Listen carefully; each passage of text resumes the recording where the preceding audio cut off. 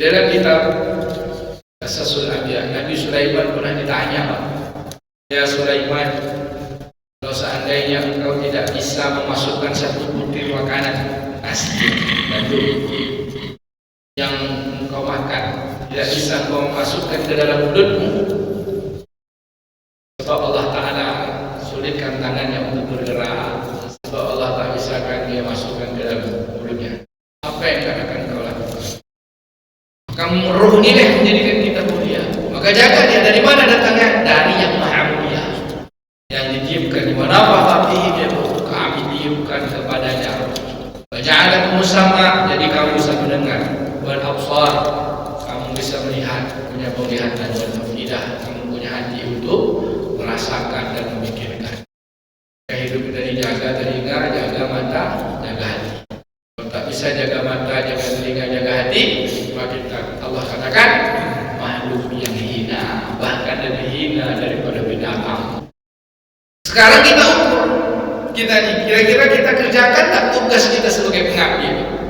Diamnya kita karena perintahnya dia yang menciptakan, berbuatnya kita apakah karena perintah yang dia ciptakan, yang menciptakan kita?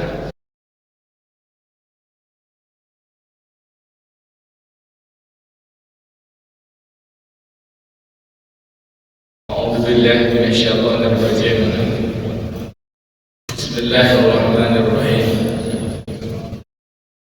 Assalamualaikum warahmatullahi wabarakatuh. Apa kabar Bapak Ibu semua, sehat? Alhamdulillahirabbil alamin. Alhamdulillahilladzi ahyana ba'dama amatana wa ilaihin nusyur. Asbahna ala fitratil Islam wa kalimatil ikhlas wa ala dini nabiyina Muhammadin sallallahu alaihi wasallam wa ala millati abina Ibrahim hanifa wa ma kana minal musyrikin. Asyhadu an la ilaha illallah al-malikul haqqul mubin wa asyhadu anna Muhammadan abduhu wa rasuluhu shadiqul wa'dil amin. Allahumma inna asbahna nushiduka wa nushidu hamalata arshika wa malaikataka wa jami'a khalqika annaka antallah la ilaha illa anta wahdaka la syarika lak wa anna Muhammadan abduka wa rasuluh. Subhanallah wa bihamdihi adada khalqihi wa ridha nafsihi wa zinata arshihi wa midada kalimatihi. Subhanallah wa bihamdihi adada khalqihi wa ridha nafsihi wa zinata arshihi wa midada kalimatihi. Subhanallah wa bihamdihi adada khalqihi wa ridha nafsihi wa zinata arshihi wa midada kalimatihi. Allahumma inna nas'aluka khaira hadzal yawm wa khaira ma ba'daha wa na'udzu bika min syarri hadzal yawm wa syarri ma ba'daha. Allahumma faqihna fid din wa 'allimna at-ta'wil bi rahmatika ya arhamar rahimin. Amin ya rabbal alamin. Yang saya muliakan para alim ulama, cerdik pandai, muka masyarakat, orang tua saya, ayah-ayah, bunda-bunda, abang-abang, kakak-kakak, seluruh yang berhadir pada subuh ini. Yang besar tak dapat saya himbau ulang, yang punya nama tak dapat pula dipanggil namanya satu-satu. Mohon maaf tanpa mengurangi penghormatan dan kemuliaan kepada ayah, ibu, abang, kakak, dan seluruh yang berhadir. Semoga kita senantiasa diberi Allah keberkahan, curahkan rahmat dan ampunan dalam setiap urusan. Selagi hayat di kandung badan, kita mohon kepada Allah diberi taufik berlimpah-limpah dengan kebaikan. Amin ya rabbal alamin. Segala puji bagi Allah Subhanahu wa taala yang telah menetapkan pada seluruh kehidupan kita, yang Allah tetapkan menjadi bagian kebaikan-kebaikan. Maka yang baik-baik kita berharap diterima jadi amal soleh. Ucapan terbaiknya adalah alhamdulillahirabbil alamin. Tapi ada juga ketetapan-ketetapan mungkin dalam hidup kita ini sulit, payah, ya Pak. Nah, kadang-kadang sedih. Maka kita berharap dengan ketetapan yang menurut kita lain, sedih, sulit dan payah, diberi Allah kekuatan terus dengan kesabaran. Kalau tadi ketetapan dengan kesyukuran atas segala kebaikan, dengan segala bentuk yang sulit dan payah, kita diberi kekuatan dengan kesabaran. Segala salah silap kita mohon diampunkan dan diberi Allah Ta'ala jalan keluar dari kesulitan dan kepayahan. Kita sandarkan diri kita kepada Allah, sandarkan semua urusan kita kepada Allah dengan kalimat la haula wala quwwata illa billahil aliyyil azim. Selanjutnya berselawat dan salam pada baginda Nabi sallallahu alaihi wasallam. Kepadanya lah kita menumpang tuah dan berkah. Pada hari nanti tidak ada satu orang pun yang patut dapat pertolongan kecuali dia saja yang dapat izin dari Allah yang Maha memberi izin. Dan di dalam hidupnya dari seluruh kehidupan menjadi rahmat bagi sekalian alam, menjadi tauladan bagi seluruh kehidupan. Cinta seorang hamba tidak akan sampai kecuali melalui dan melewati contoh kepada beliau. Apa kata Nabi? Sesungguhnya doa-doa kalian, amal-amal kalian tergantung-gantung antara langit dan bumi. Selawat kepada Nabi murah yang menyampaikannya. Allahumma shalli ala Sayyidina Muhammad wa ala ali Sayyidina Muhammad, dan bersalam kepada beliau. Assalamualaikum ya Rasulullah. Bapak Ibu hadirin hamba-hamba kekasih-kekasih Allah. Kita lanjutkan bahasan kita Ma'rifatul Insan.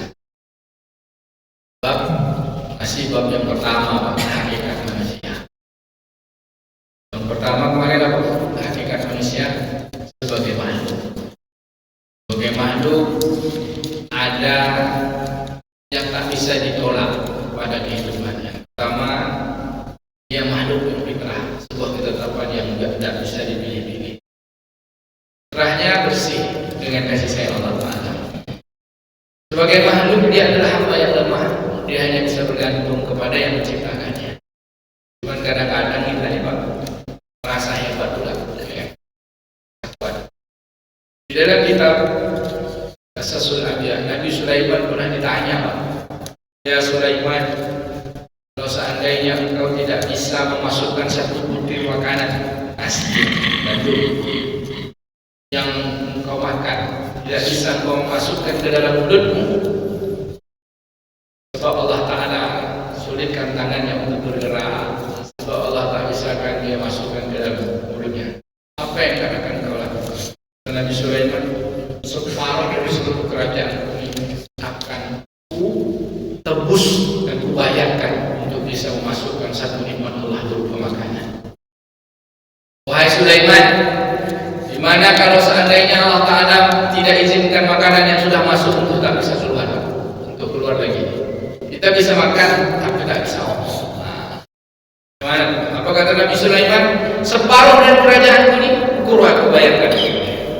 Jadi hanya untuk bisa masuk, makan dan mengeluarkannya, tak ada harga kerajaan Nabi Sulaiman. Semua adalah nikmat Allah SWT. Bahkan satu butir nasi yang sudah dimasak, satu butir nasi yang dimasak itu asalnya dari mana? Dari petani yang menanam. Dari petani Allah gunakan lagi, dia panen, gunakan lagi tukang angkut dari ladang ke pasar. Dari pasar tukang angkat lagi. Dari tukang angkatnya jual ditimbang lagi. Dari timbang dibawa ke rumah. Di rumah ada emak dan ibu kita. Ada ibu-ibu yang masak. Sudah sampai masak, rupanya masih ada lagi. Untuk satu butir masih perlu tangan lagi untuk masukkan ke mulut. Saking lemah ya. Sampai di mulut rupanya kan masih perlu gigi lagi untuk mengunyah. Kau yang sudah punya masih perlu lidah lagi untuk menelan. Sampai di dalam perut masih perlu lagi asam lambung untuk mengolah. Jadi kira-kira kita ini kuat apa? Pura-pura kuat lah. Nah inilah dia makhluk kemarin kan? Masih ingat? Kan kita udah masuk bagian bab pertama, bagian ketiga. Pertama makhluk, karena dia lemah, dia bodoh. Karena Allah Ta'ala lah yang beri dia pintar. Maka karena dia makhluk, dia lemah, dia ciptaan, maka dia butuh, maka dia fakir. Dia hanya butuh kepada yang menciptakannya, adalah Allah Subhanahu wa Ta'ala. Kemudian dari posisi sebagai makhluk, dia juga punya sebagai makhluk, dia Allah muliakan di antara makhluk-makhluk yang lain. sebut dia al-mukarram. Maka kenapa dia mulia? Karena dia dalamnya ditiupkan ruh. Ya kan? Kita ulang-ulang lagi dari bahasa pertama ini. Karena ada ruh. Ruh inilah yang bisa menggerakkan. Ruh inilah yang bisa menjadikan kita mendengar, melihat, berbicara. Maka jaga semua yang menjadikan kita mulia. Kalau ruh itu dicabut, kira-kira masih mulia nggak? Mulia nggak? Nah, ada di orang mayat. Kamu ruh ini yang menjadikan kita mulia. Maka jaga dia. Dari mana datangnya? Dari yang maha mulia. Yang ditiupkan di mana hatihi dia ruh. Kami tiupkan kepadanya ruh. Waja'alakum sama, jadi kamu bisa mendengar. Wal absar, kamu bisa melihat, punya penglihatan dan afidah. Kamu punya hati untuk merasakan dan memikirkan. Hidup kita dijaga telinga, jaga mata, jaga hati. Kalau tak bisa jaga mata, jaga telinga, jaga hati, maka kita Allah katakan makhluk yang hina, bahkan lebih hina daripada binatang. Laqad zara'na li jahannama katsiran minal jinni wal insi lahum qulubun la yafqahuna biha. Punya hati dan punya perasaan. Walau ma'inun la yubsiruna biha. Punya mata tapi tak punya penglihatan. Jelas-jelas tak boleh dibuktikan juga. Walahum adzanun la yasma'una biha. Punya telinga tapi tak punya pendengaran. Hayya shalah. Tak dengar apa? Tapi hayya piti. Dengar. Tak dibilang piti dengar dia. Hayya shalah tak dengar dia. Tapi kupon kurban. Nah, bagi-bagi di masjid tak dapat dari datangnya ketua masjid. Pak, kupon saya mana? Nah, ini Bapak Ibu yang beragama Allah. Apa kata Allah? Ulaika kal an'am. Mereka ini sama seperti binatang ternak. Bahkan lebih parah. Kalau kita menghendak hilang kemuliaan kita. Lalu Allah Ta'ala memberikan kemuliaan itu dengan keistimewaan. Apa keistimewaan kita, Pak? Keistimewaan kita ada sifat malaikat dan keburukan kita ada sifat setan. Sifat pembangkang dan ada sifat kemuliaan. Keistimewaan dari makhluk-makhluk yang lain. Dapat khalaqal insana fi ahsani taqwim. Kemudian apa keistimewaannya? Ditundukkan bumi alam semesta ini untuk kita manfaatkan. Maka itulah dia dua yang sudah kita lalui. Satu, manusia itu sebagai makhluk. Yang kedua, manusia itu dimuliakan. Ternyata yang ketiga begini, Pak. Apa dia? Manusia ini ternyata diberi beban. Dan beban itu bukan pilihan. Beban itu ketetapan. Melaksanakan beban itu pilihan. Mau kerjakan atau tidak? Apa itu beban? Bahasa Arabnya mukadab. Jadi kalau orang sudah mukadab, maka baginya wajib melaksanakan beban. Siapa yang belum mukadab? Orang berbalik. Jadi dari 0 tahun dari lahir sampai 14 atau 12 tahun sampai 14 tahun itu belum mukallaf. Sebut yang belum balik belum mukallaf. Ya, karena dia tak tahu, tak bisa dibebani. Carut aja, ya kan? Bagi mudahnya gini, kita dari lahir sampai balik, sampai batas kita diberi beban itu hidup bonus dari Allah Ta'ala. Kalau ibaratnya bapak pasang beli HP kartu baru, nah, itu bonus abonemen, tak ada bayar, tak perlu beli. Atau pasang listrik, ingat saya, ini sebulan pertama ini gratis ya Pak, tak ada biaya abonemen. Nah, berapa Pak? Bayar beban. Pokok apapun bapak pakai semuanya los. Maka umur 0 tahun sampai umur balik kita los aja. Mau berdosa tak dihitung dosa, mau salah tak dihitung salah, karena dia tak tahu, belum diberi beban. Tapi orang yang membimbingnya, kalau dia buat dosa, dia dosa. Misalnya kan, dia bunuh orang, tapi ayahnya ada, nah ayah dan ibunya tanggung jawab. Kenapa? Karena ayah ibunya bukanlah diberi beban punya anak. Maka Bapak Ibu yang dimuliakan Allah, sosok seseorang belum sampai pada batas dia diberi beban, maka dia tidak ada dosa, tidak ada kesalahan. Tapi orang-orang yang diberi amanah untuk membimbingnya, orang-orang yang diberikan kepadanya tanggung jawab, tidak akan bergeser kaki anak seorang manusia sebelum ditanya. Sekurang-kurangnya apa pertanyaan? Ada pertanyaan dulu, tanya dulu, kamu jadi ayah ibu, anda tidak bimbing anak kamu atau tanggung jawabkan. Maka Bapak Ibu yang dimuliakan Allah Ta'ala, kita ini bukan yaitu orang yang dibebankan. Siapa orang yang tak dibebankan? Satu, anak kecil sampai masa baliknya. Dua, orgil, orgil apa? Orang yang hilang akalnya. Tiga, orang pingsan sampai dia bangun.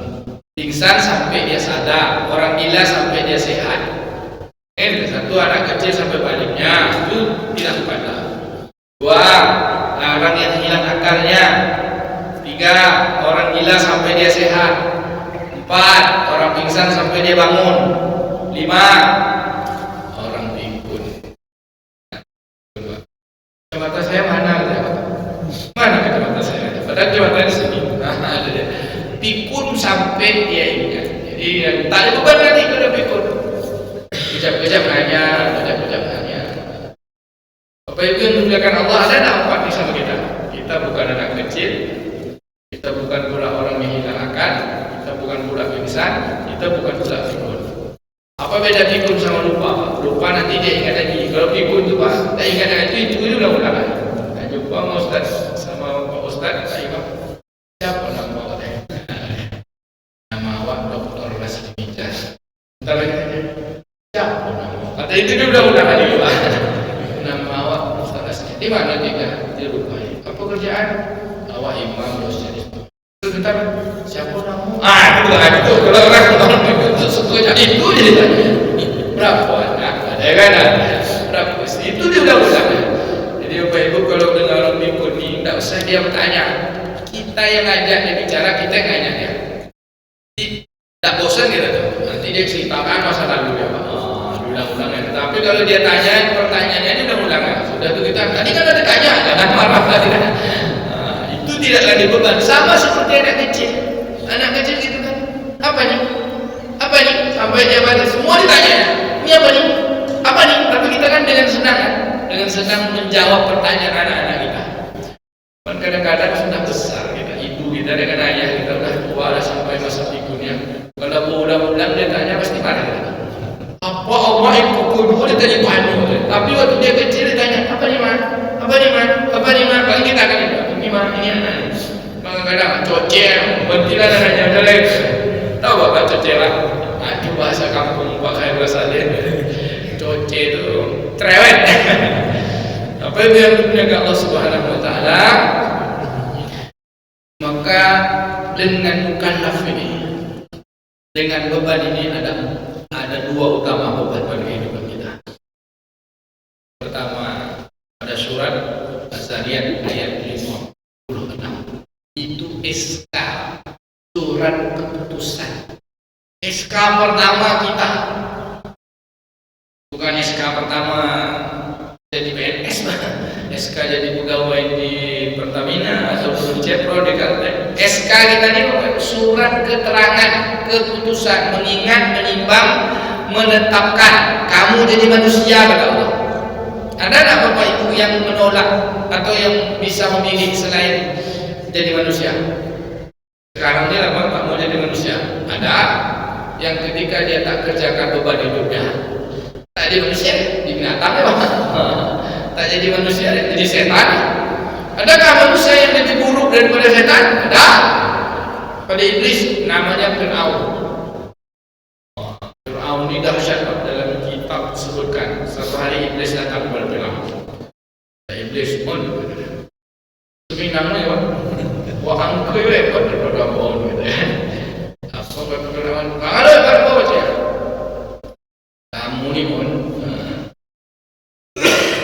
aku ni sekali cuma tak patuh kepada Allah Ta'ala, tak mau hormat sama Adam, aku tak patuh pada apa yang Allah perintahkan, tak mau hormat, diusir aku dari surga.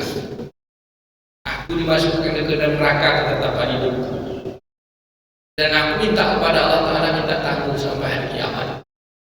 Neraka aku ini pun gara-gara hanya tak mau patuh. Lalu kau lebih hebat pada aku. Kau mengaku Tuhan. Aku tak mengaku Tuhan. Bahkan aku katakan halal benar, halal kau. Ya Allah, ya Rabb, kau ciptakan aku dari api, sedangkan dia dari tanah. Aku lebih baik pada dia. Aku masih ngaku Allah itu menciptakan aku. Kau mengaku Tuhan lebih hebat pada aku lagi. Bukan ada pengakuan itu. Dalam surah Al-Qasas itu, adakah Tuhan yang lebih hebat daripada aku, kata Fir'aun. Ana Rabbukum a'la juga dalam surah tidak surah. Apa kata Fir'aun? Aku kan manusia nih, sebenarnya. Aku belum pernah ketemu Allah.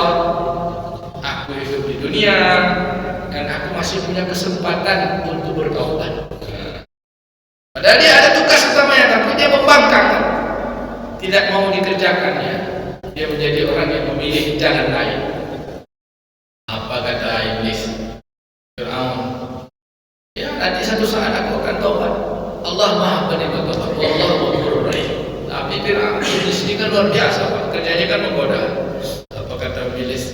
Bodoh kau Fir'aun.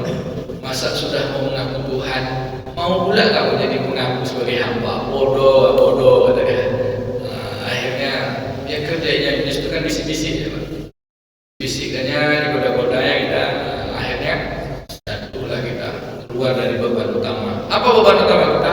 Pada surah Az-Zariyat ayat 56, yaitu menjadi budaknya Allah, menjadi hambanya Allah, menjadi pengabdi. Apapun yang kita kerjakan, apapun yang kita tinggalkan, di seorang budak itu, tugasnya seorang hamba itu bekerja atau tak bekerja, melakukan sesuatu atau tidak melakukan, diam atau bergerak, semuanya atas perintah dari tuannya. Sekarang kita ukur kita nih, kira-kira kita kerjakan tak tugas kita sebagai pengabdi ini? Diamnya kita karena perintahnya dia yang menciptakan, berbuatnya kita apakah karena perintah yang dia ciptakan, yang menciptakan kita? Kira-kira udah belum? Bapak ngapa menumpak? Ini perintah Allah Ta'ala gitu. Nah, perintah Allah Ta'ala menung. Apa yang Bapak menungkan? Memenungkan tentang kebesaran zat, kemuliaan zatnya dengan sifat dan perbuatannya. Apa Bapak menungkan? Ada doa. Apa Bapak ada alam? Kadang-kadang kita ni menung masuk masjid. Menung kita di masjid. Merenung gitu ya, merenung. Mantap kali masjid ini. Apa? Ada tiang di sini. Gitu. Hebat kali. Siapa arsiteknya? Mulailah kita memuji-muji kan, mantap kali, hebat. Masjid yang tak ada tiang kita puji-puji. Coba keluaran aja tu tengok langit tuan, tak ada tiang. Ada tak kita bilang mantap kali langit ini, wahai Rabb yang menciptakan. Kadang-kadang kita ni salah fokus. Tengok bangunan, tengok mobil baru, cantik kali mobil ini. Berapa beli buat mahal ini, hebat kali yang produk ini. Padahal semua, kalau mobil tu awalnya semua besi ya. Besi kena dikasih diulang dulu taat. Jadi dia mobil kendaraan mewahnya, lalu dianggap bernilai. Yang hebat siapa? Yang buat mobil. Padahal awalnya besi. Yang hebat itu yang menjadikan besi, yang menjadikan orang yang bisa punya pengetahuan itu. Siapa dia? Allah. La ilaha illallah. Maka ucapan sebagai pengabdi itu ucapannya la ilaha illallah, bukan la rabbi illallah. Darilah ayat dalam Quran kata-katanya la rabbi illallah. Kalau jumpa saya kasih Bapak 2 juta. Ada Pak? La rabbi illallah ada. Yang ada la ilaha illallah. Rabbi itu sifat, sifatnya Allah Ta'ala. Rabbi itu perbuatannya Allah Ta'ala. Tapi yang kita sembah bukan Rabbnya, bukan perbuatannya, bukan sifatnya, bukan perbuatannya. Kita sembah itu zatnya. Siapa zatnya itu? Allah. Apa sifat dari yang harus kita sembah itu? Penghambaan, kecintaan, pengabdian, tujuan. Nah, itulah dia ilah. Jadi la ilah, tidak ada ilah, tidak ada yang diabdikan, tidak ada yang dituju, tidak ada yang diibadati, tak ada yang dicintai, ada pekerjaan ini kecuali untuk bukan illallah, kecuali untuk dia zat yang bernama Allah, yang punya sifat menciptakan, yang punya sifat mematikan, yang punya sifat menghidupkan, yang punya sifat mengatur seluruhnya. Wa ala kulli syai'in qadir. Kita punya SK. Itulah SK kita menjadi Abdullah. A'udzubillahi minasyaitonir rajim. Wa ma khalaqtul jinna wal insa illa liya'budun. Wa ma, pakai kata-kata di sini Allah Taala katakan ma di sini maafi, Pak.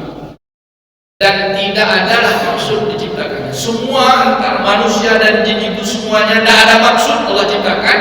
Tugasnya cuma mengabdi kepada Allah Subhanahu wa taala. Kalau kita lihat ayat selanjutnya, ada orang sibuk tak sempat mengabdikan diri, perbuatannya hanya untuk dirinya saja. Sibuk cari makan, ini tak sempat untuk beribadah. Apa kata Allah Taala? Emang kamu kasih aku makan? Itu bukan surat Al-Zariyat ayat 57 ya, Pak. Kalimat 6-nya tentang ibadah, tentang buah tugas kita beribadah kepada Allah Taala. Di ayat 57-nya kesibukan hamba yang tadi manusia sibuk sana, sibuk sini, sibuk sana sampai tak sempat beribadah. Siapa rasanya sibuk cari makan? Apa kata Allah? Emang kamu cari saya makan, ngasih saya makan? Bapak Ibu, Allah yang kasih makan atau kita kasih makan? Coba kita tengok surat Az-Zariyat ayat 57, Pak. Surat 51 ayat 57. A'udzubillahi minasyaitonir rajim. Bismillahirrahmanirrahim. Kita baca dari ayat ini. A'udzubillahi minasyaitonir rajim. Kita baca dari ayat yang mana? Wa ma khalaqtul jinna wal insa illa liya'budun. Aku tidak menciptakan jin dan manusia melainkan agar mereka berhak beribadah kepadaku, Allah. Menghambakan diri kepadaku. Ma uridu minhum min rizqin wa ma uridu an yut'imun. Aku tidak menghendaki rezeki sedikit pun dari mereka, dari kita ya. Sibuk orang untuk cari rezeki. Emang dia ngasih Allah rezeki? Dan aku tidak menghendaki agar mereka memberi makan kepada aku. Sibuk orang cari makan. Seolah-olah dia ngasih Allah makan. Allah katakan, Innallaha huwar razzaqu dzul quwwatil matin. Sungguhnya Allah dialah pemberi rezeki yang punya kekuatan lagi sangat kokoh. Kan banyak orang tak ibadah, tak sempat ibadah hanya untuk memenuhi kehendak nafsu. Bapak itu yang memuliakan Allah marah, Bapak Allah sebut bukan marah ya. Emang kamu yang ngasih aku makan, kata Allah. Emang kamu yang ngasih aku rezeki. Ibadah adalah kerjakan apa yang kamu kerjakan untuk patuh kepada Allah. Apa kerja apa? Kerja ini perintah Allah, cari nafkah kata Allah. Nah, bapak punya jabatan, jabatan ini kasih amanah supaya apa? Supaya tahu halal haram baik buruk, semuanya untuk pengabdian kepada Allah Taala.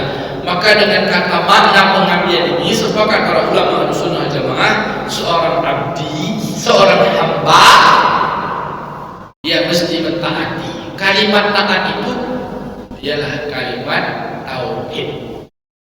Kalimat taat itu kalimat tauhid. Maka setelah kita punya beban besar pada kehidupan kita, mukallaf sampai waktu balik, maka tauhid itulah atas di atas segala-galanya. Apa dia beban utamanya? Sepakat dari seluruh ulama, beban utamanya adalah kita mesti tahu menjalankan hidup. Karena kita mesti mengabdi. Bagaimana cara mengabdi? Bagaimana cara mengabdi? Tahulah apa tugas kita. Tugas kita untuk beribadah, maka tahulah ibadah. Maka untuk tahu ibadah itu, tujuan ibadah itulah yang pertama sekali harus dipelajari. Bapak, Bapak, saya terima sekali di dosen. Maka tugas dosen itu harus tahu, tugas dosen. Dia dosen tapi tak pernah datang kampus. Datang ke kampus tidak, masuk kelas tidak, belajar tidak, tiba-tiba absen ada. Dosen ada. Itu pendukung. Ada tak dosen boleh itu? Saya ada. Minggu masa kuliah dokter kan, itu berkhianat dengan tugasnya. Kan? Dia terima SK sebagai dosen, tugasnya ngajar, tapi nggak pernah ngajar. Untuk beli kopi, atau tak disebut dosen, tak patut. Dia punya SK tapi tak disebut dosen ya. Maka kita ini manusia, perintahnya ada ibadah. Ibadah paling terbesar adalah sholat. Sholat. Untuk apa sholat? Untuk pengabdian, untuk penghambaan agar patuh. Patuhnya mana? Pada kalimat sholat salat itu ada satu ayat yang paling utama sekali, kata ulama, ihdinas siratal mustaqim, tunjukkan kami ya Allah jalan yang lurus. Yang salah itu beri kami pengetahuan, yang betul itu beri kami pengetahuan, agar kami tetap di atas jalan ini, karena itulah nikmat di atas segala nikmat. Minan nabiyyin yang engkau berikan siratal ladzina an'amta 'alaihim ghairil maghdubi 'alaihim waladdallin. Jadi kita dibebankan, apa beban kita? Beban jadi manusia untuk beribadah. Jadi manusia dan ulama sebut beban itu sebenarnya nikmat kalau kita pandai menggunakannya. Jadi hamba Allah itu adalah nikmat. Nikmat jadi manusia, maka mengabdilah kepada Allah. Orang bilang itu dia tidak beribadah, tapi sibuk jadi urusan-urusan mementingkan nafsunya. Tak ada nikmatnya Pak. Saya Pak, sibuk cari makan. Nikmat makanan itu ketika lapar ya Pak, kalau udah kenyang tak enak lagi. Nikmat punya kendaraan itu menjelang punya aja. Bapak ya, punya kendaraan mewah itu menjelang kita punya. Sudah kita punya, harga motor mobilnya, kendaraan yang kita rindu, harganya 6 miliar. Masuklah kita dalam mobil yang mewah. Bisa nak kira-kira 2 hari 2 malam tak usah keluar-keluar di situ aja, karena ada nikmat. Nah, ada aja. Nikmat pada jabatan, ada jabatan yang tambah pusing lagi kita punya jabatan. Beban hidup, jadi banyak juga orang berebut. Bapak Ibu yang dimuliakan Allah Subhanahu wa taala, nikmat itu semua yang Allah beri untuk kita itu adalah beban, dia ujian, baru nikmat kalau kita gunakan untuk tugas, yaitu menjadi hamba. Menjadi hamba itu perbuatan yang disebut nikmatnya disebut Islam. Ketika dia menjadikan dirinya memakai nikmat itu, maka dia disebut Muslim. Tidak ada kenikmatan yang utama dalam menjalankan kehidupan ini dibebankan tidak kecuali menjadi diri sebagai Muslim. Al-yawma akmaltu lakum dinakum wa atmamtu 'alaikum ni'mati, kata Allah, dan pada hari ini kepada kalian kusempurnakan nikmat. Maka semuanya ujian, banyak beban ini ujian. Nikmat-nikmat, nikmat baju, nikmat pakaian, ini ujian. Kalau gagal kita bisa jadi itu adalah sebuah azab. Tapi kalau kita bisa menjalankannya, maka itu adalah sebuah nikmat. Sakit bisa jadi nikmat kalau untuk taat kepada Allah.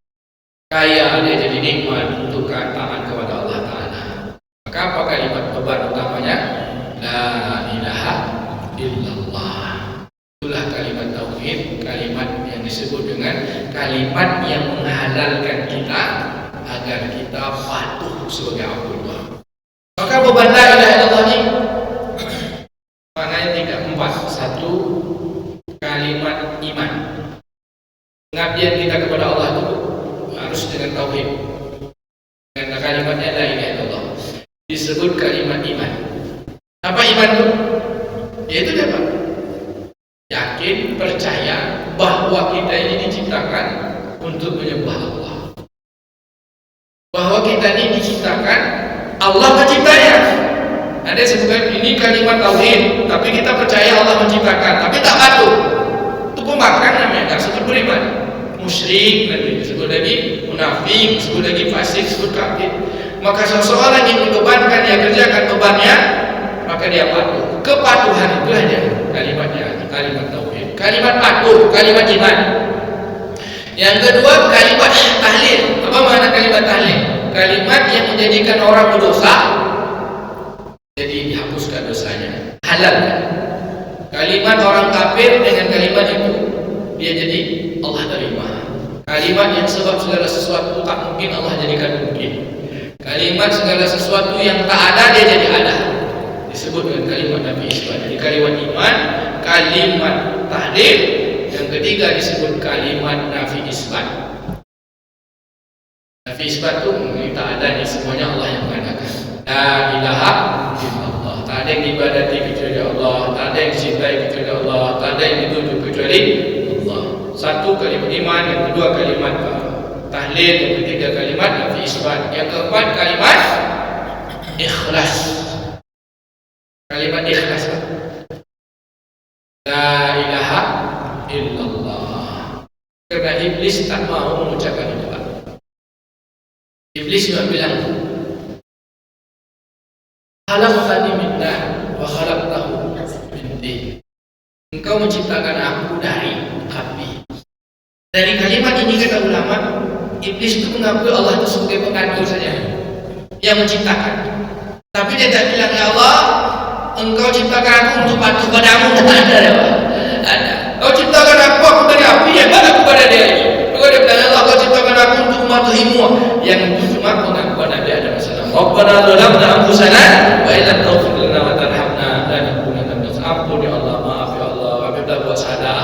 Ya Allah, sayangi kami, betulkan kami, sayangi kami, hapuskan kesalahan kami. Kalau kau tak ampuni kami, tak sayangi kami, maka kami jadi orang celaka. Itu kalimat la ilaha illallah menjadi kalimat kepaduan.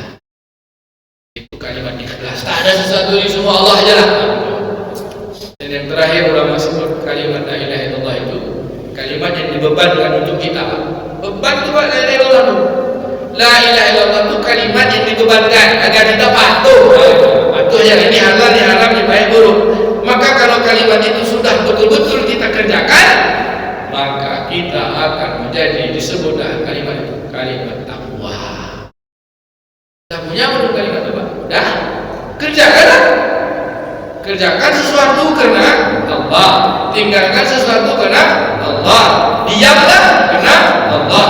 Apa dia Pak? Ada dia lagi-nya. Masya Allah. Kan gitu. Rabbana ma khalaqta hadza batilan subhanaka faqina adzabannar. Saya baru pulang dari Lombok, Pak. Seminggu satu pekan saja, Pak. Pagi kajian, present, ada tuh kunjungan lapangan. Kawan-kawan sana ajak kajian juga. 28 negara ada, Pak. Ada yang dari Abu Dhabi, ada yang dari saya dekati yang muslim aja. Kalau yang non muslim juga dia dekat, dia tak paham apa aja cerita. Cerita juga dari Taiwan, dia dekat sama saya, kan? Profesor dari Taiwan. Dia tertarik dengan paper saya tentang komunikasi pemberdayaan masyarakat. Ujung-ujungnya ketika kunjungan lapangan itu semua orang bilang, oh nice, this is a paradise. Pokoknya nikmat, ini surganya dunia, hebat kali, panitia mantap. Saya bilang apa? Dia bilang hebat kali, dan ini paradise, siapa yang menciptakan? Pokoknya itu. Ada satu tuan guru Hasanain Junaidi. Dia punya pondok pesantren namanya Nurul Haramain. Santrinya ribuan, Pak. Di Lombok Barat, kalau salah kata. Itu beliau punya beban aja sebagai khalifah. Beban yang pertama Abdullah, tapi kita di dunia ada beban yang kedua. Maka setiap pohon yang kita gunakan itu harus kita ganti. Jadi dia punya fikih lingkungan. 1 tahun itu menanam 1 juta pohon. Apa aja lah pokoknya. Menanam 1 juta pohon. Kalau udah makan ikan 1 ekor, bisa carikan apakah ada ikan tugal untuk mengganti yang kita makan. Kita dah gitu belum? Oh, jadi dia presentasi dengan emosional, dengan ayat-ayat Quran, dengan hadis-hadis Nabi. Nggak emosional ya, dengan hati, dengan ini. Tapi yang namanya orang yang tak beragama ini kan nganga ya, Pak. Sama seperti saya presentasi, saya bilang, saya dalam bahasa Inggrisnya, the problem in our fishermen, in our islands, masalah utama dalam kehidupan nelayan kita, dalam kehidupan pulau-pulau kita di Indonesia ini, bukan pulaunya, bukan ikannya, tapi masalah utamanya apa? Nelayan yang menangkap ikan, dia yang cari ikan, bertungkus lumus di dalam ikan, dijual ke pasar, dia hidup dalam keadaan miskin. Kita yang makan ikan, cuma makan ikan tidak beli ikan, hidup kita dalam keadaan enak. Miskinnya dia tuh salah kita atau salah dia? Who is mistake? Who are mistake? Apa kata dia? Are you so very soft? Kata dia bilang. Boleh soft kali kamu. Ini harus kita selesaikan karena tugas kita manusia ini tak boleh ada orang miskin kan? Karena Allah sudah cukupkan, Pak. Sudah Allah cukupkan. Kenapa ada miskin? Karena orang kayanya serakah. Kenapa ada orang miskin? Karena orang diberi beban, dia tidak amanah. Baik, Bapak Ibu yang dimuliakan Allah, balik kita ke kaji. Ngapa kita suka melihat sesuatu yang terlihat wajah? Karena kita tak kenal dengan yang menciptakan. Maka di antara segala ilmu, segala pengetahuan agar kita patuh dan pandai menjalankan beban yang utama sebagai Allah, maka kenallah kepada kita Abdullah. Lalu siapa? Kita Abdullah. Lalu yang kita kenal siapa? Allah. Kita hamba Allah, maka tentu kita sembah itu adalah Allah. Siapa dia? Ilah, Tuhan dalam bahasa Indonesia. Bahasa Arabnya ilah. Kalau diterjemahkan banyak, yang dicintai, yang ditakuti, yang diharapkan, yang dimaksud, yang diibadati, yang dipatuhi. Itu ilah. Ilah tidak. Maka tidak ada ilmu yang paling utama kecuali ilmu mengenal yang kita sembah.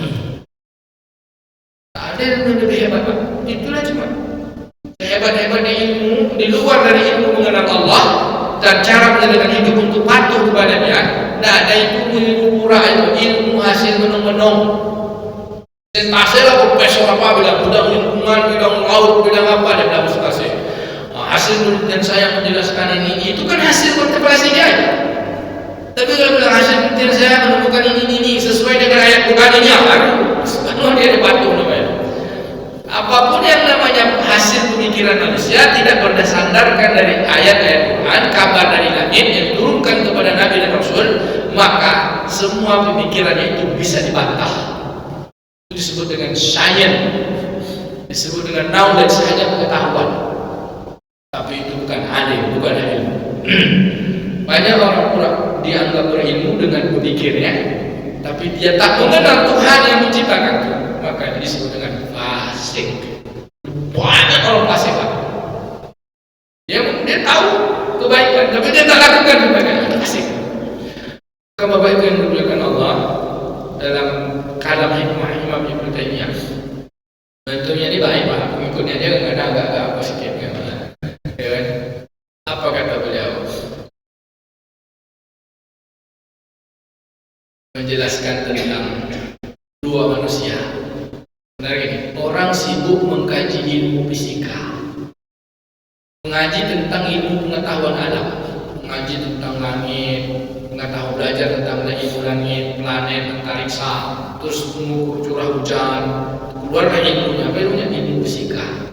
Bagi pula ilmu temperatur, apalagi ilmu temperatur, ilmu BMKG kan, keluarlah Departemen Kementerian Perhubungan, bagian dari bagian biometeorologi dan geofisika. Pokoknya penting. Kemudian orang sibuk lagi tentang pentingnya hidup, dapatlah ilmu kedokteran. Ilmu kedokteran, belajar tentang bagaimana kita mempertahankan hidup supaya kita sehat. Sehat dan hidup bisa dipertahankan apa? Enggak. Belajar tentang fisika sibuk, memang hebat. Belajar tentang alam hebat. Tetapi kenapa tak belajar tentang yang menciptakan alam?